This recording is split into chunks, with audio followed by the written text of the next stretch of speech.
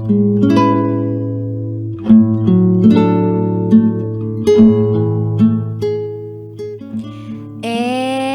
now, it's time for DJ Rocky's Secret Files.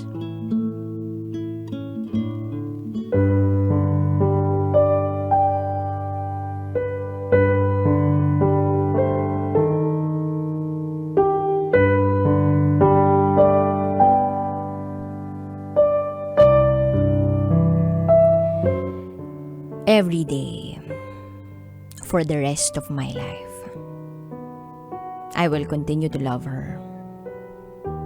Only her.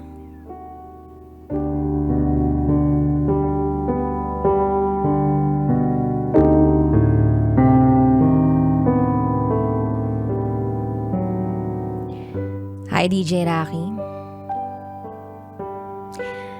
Ako ulit ito. Si Jane. Una sa lahat, maraming salamat dahil napili mong ilahad on air ang aking secret file noong March 23, 2022. Sa mga hindi nakapakinig, ito ay yung tungkol sa love story namin ng asawa ko na itago natin sa pangalang Yena. Sumulat ako uli dahil gusto ko rin sanang maikwento ang naging buhay naming mag-asawa pagkatapos naming maikasal. Karugtong ito ng naikwento ko dati na sumentro sa journey namin bilang magkasintahan pa lang. Muli, ito ang aking secret file.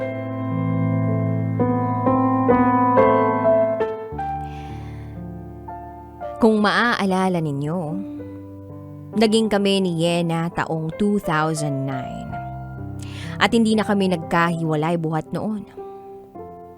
Dala na rin noong inihabilin ako ng namayapa kong mama sa kanya. Naging engaged kami ng taong 2014 at nagsama na kami sa isang bahay.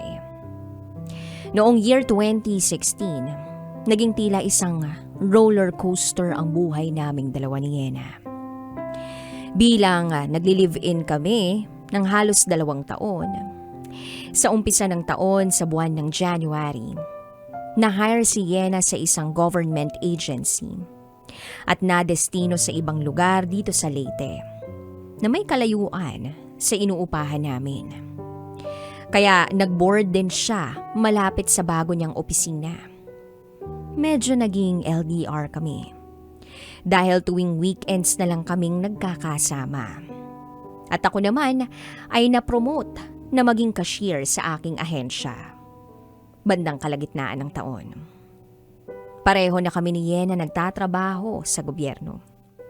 Kaya mas napaghandaan namin ang kasal namin ng December 2016. Kung inyo ring maaalala, ay itinapat namin ang aming kasal sa 60th birthday sana ng mama ko kung nabubuhay pa siya.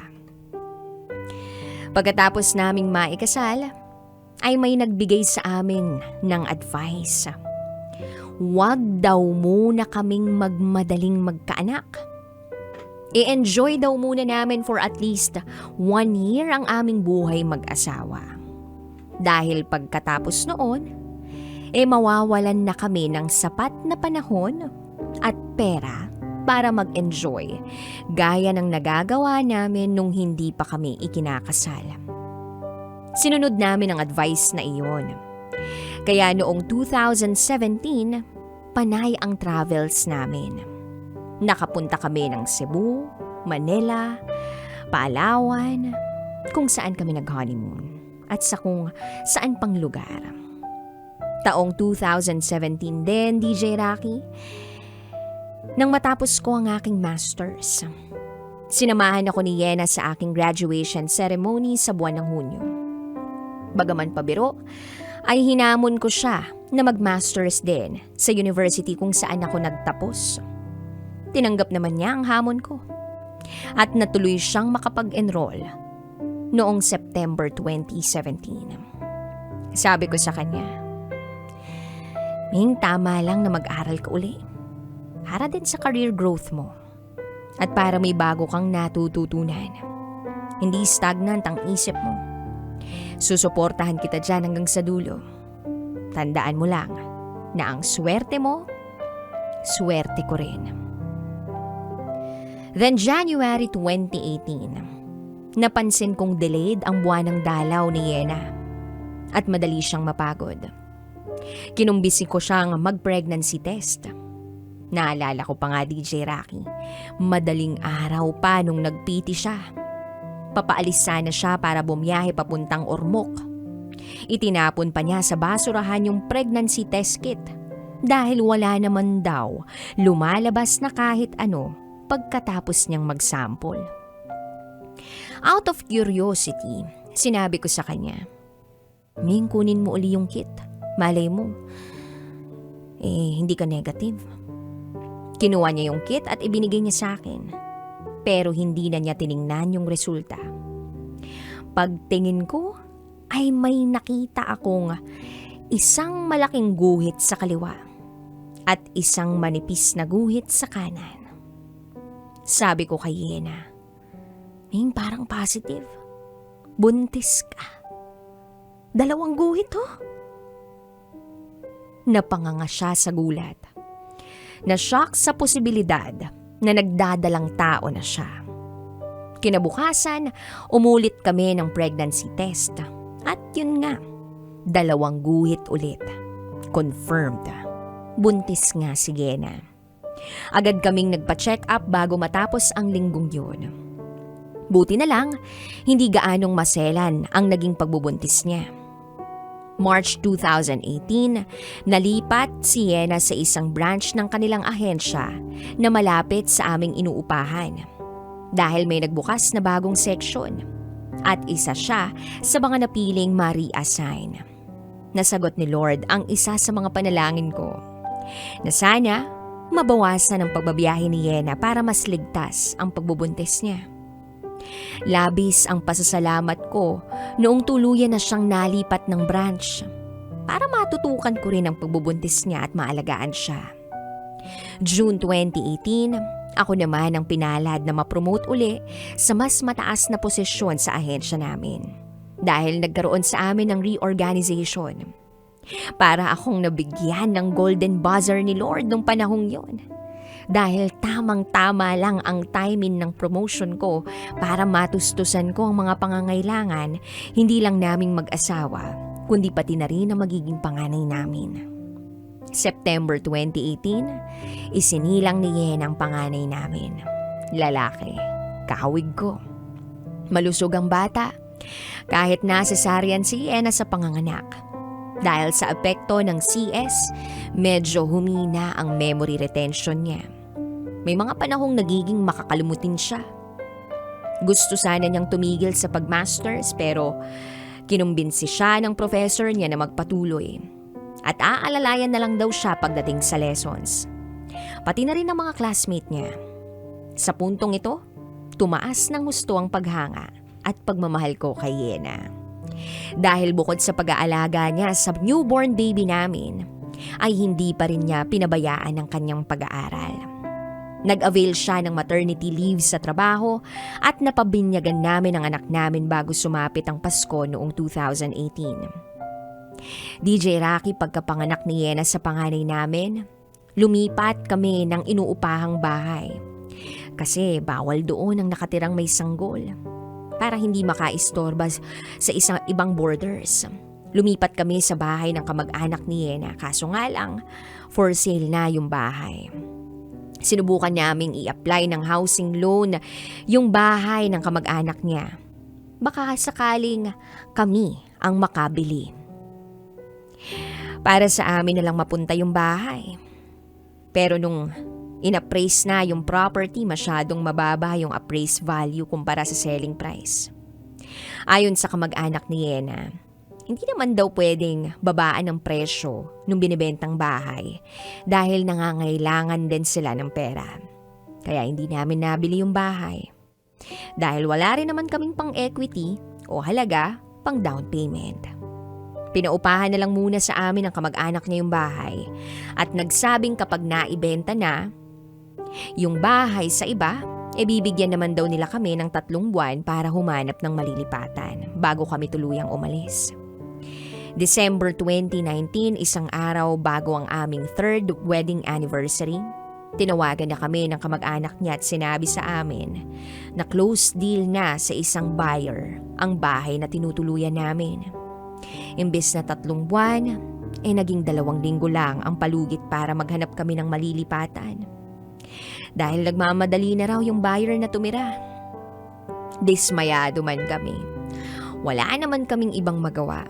Kaya kinabukasan, sa mismong anniversary namin, sa halip na mag-celebrate kami, ay nag-ikot na lang kami at naghanap ng malilipatang bahay. Wala kaming nahanap nung araw na yun. Kaya natakot kami na mawalan kami ng matutuluyan. Lalo na't wala kaming ibang kamag-anak na may bakanting bahay o kwarto na pwede naming lipatan kahit pansamantala lang. Ang hirap pala talaga, DJ Rocky, na wala kang sariling tahanan. Pakiramdam namin noon, titira na lang kami sa kalsada. Ilang taon din kami nangupahan. Sabay sa paghahanap ng bahay na kaya naming bilhin. Pero kahit pala sapat na ang naipon mo, kailangan mo pa rin pala ng swerte. Naging mailap ang swerte namin sa paghahanap ng sarili naming bahay. Naisip ko tuloy, Lord, hindi na namin alam ang gagawin. Suko na kami sa gusto mong mangyari. Ipinauubayan na namin sa iyo ang susunod na hakbang. Your will be done. Bago matapos ang 2019, para bang inilagtas kami ng Panginoon. Tiyempong may malapit na house for rent sa parehong subdivision at papaalis na yung borders. Nakipag-usap kami na uupahan sana namin ang unit na iiwan nila. Pumayag yung landlord at nakalipat kami. Nangupahan na lang muna uli kami. Mas maliit kaysa sa una naming tinirhan pero pwedeng-pwede na para sa amin. Sa isip ko, hindi ko pa man nakukuha ang gusto ko na sariling bahay para sa amin. Pero ipinagkaloob naman ni Lord kung ano ang kailangan namin. Kaya sino ako para magreklamo? Year 2020, hindi kami huminto sa paghahanap na sariling bahay. Nagtanong-tanong kami sa subdivision kung may ibinibenta pang unit. Nalaman namin na sa dulo ng subdivision, may 6 na lote pang bakante. Napatatayuan ng developer ng mga bahay. Pinakausapan namin yung developer na kukuha kami ng isang unit. At sa awa ng Diyos, pumayag naman yung developer. At hiningan kami ng down payment sa halagang kaya naming ibigay. Feb 2021, nakapagbigay kami ng initial down payment. At unti-unti naming nakita ang pagpapatayo ng titirhan naming bahay. Gabi-gabi, tuwing pag-uwi namin galing sa trabaho, ay agad naming pinupuntahan yung unit o tinitingnan kung may bagong nagawa o nadagdag sa construction. Minsan walang nagagawa, minsan matumal, pero madalas may progress naman. Hindi namin namalayan, October 21, in less than 1 year, tapos na agad yung bahay. Pumayag yung developer na i-apply namin ng housing loan yung balanse ng babayaran namin. Bago matapos ang buwan, na-approve ang loan application naming mag-asawa at naasikaso namin lahat ng papeles ng November 2021. Pagsapit ng Desyembre, natuloy ang paglipat namin sa sarili naming tahanan. And 10 days later, December 18, ay nagpa-house blessing kami na itinapat namin sa 5th wedding anniversary namin. Dito namin naisip ni Yena na kahit nakatikim kami ng rejection noong 2019, ay may inilaan pala si Lord na mas magandang plano para sa pamilya namin. May purpose pala ang lahat ng napagdaanan namin. Papunta sa mismong moment na ito, kung saan magkasama kami ni Yena at ng anak namin dito sa bahay, na minsan ay pinangarap lang namin. Ngayon, nagkatotoo na nga. May sarili na kaming bahay. Nagpasko ng 2021 ng masaya at puno ng pag-asa.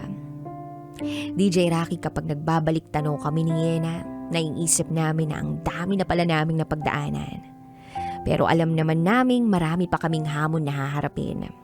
Sa ngayon, tuloy pa rin si Yena sa pag-aaral niya sa kanyang masters. na target niyang tapusin next year. Ang panganay naman namin ay nag-aaral sa pre-nursery. Tapos nitong buwan lang ng Hunyo, may isa pa kaming biyaya dahil buntis uli si Gena sa pangalawa naming baby. Paghahandaan uli namin ang pagbubuntis niya, sabay sa pagmamasters niya at sa pag-aaral ng panganay namin.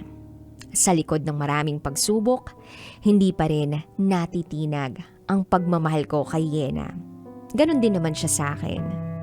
Kaya laging nakatatak sa isip at puso ko ang minsan ko nang nasambit na every day for the rest of my life, I will continue to love her. Only her. Gusto kong pasalamatan si Yena dahil kahit mahirap ang buhay at puno ito ng pagsubok, ay nagtiwala siya sa akin. Sa amin. Na kaya naming lampasan ang lahat-lahat ng magkasama. Hindi niya ako sinukuan mula noon hanggang ngayon. Para sa aming pamilya, patuloy ko siyang mamahalin hanggang sa huli kong hininga. Yena, tandaan mo, mahal na mahal kita habang buhay. Salamat DJ Rocky dahil binigyan mo kami ng daan para maiparating sa iba na walang hindi kakayaning lampasan ang tapat at tunay na pagmamahalan. Hanggang dito na lang po muna. Muli, ako si Jen at ito ang aking secret vow.